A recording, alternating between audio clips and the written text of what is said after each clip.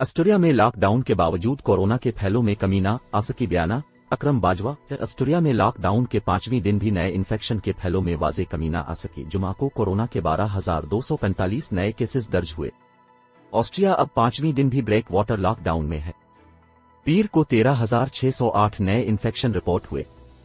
मंगल को रिपोर्ट किए गए 9,513 मुस्बत नताइज थे, लेकिन एहतियात के साथ इलाज किया जाना चाहिए। हफ्ते के आगाज में PCR टेस्ट के नताइज की इत्तला देने में बड़े मसाइल थे। बुध को 15,365 नए कोरोना इन्फेक्शन रजिस्टर्ड हुए। जुमा को वजारत दाखिला ने गुज़िश्ता रोज के मुकाबले में 12,245 इन्फेक्शन की इत्तला दी है। आखिरी रिपोर्ट के बाद जुमा को 51 अमवात कोरोना वायरस से हो चुकी है। 608 अफराद इंतहाई निगहदाश्त के यूनिटों में जेर इलाज हैं। वफाकी रियासतों के मुख्तलिफ हस्पतालों की सूरत हाल आज तक 2,641 कोरोना मरीज के लोग दाखिल हैं। इनमें से ज्यादातर अपर ऑस्ट्रिया में 560, इसके बाद लोअर ऑस्ट्रिया 454 और वियना 392 हैं। Ramzan sugar mills reference. Shahbaz Sharif ने अदालत से अगली तारीख मांग ली मजीद। बैन अल अक़वामी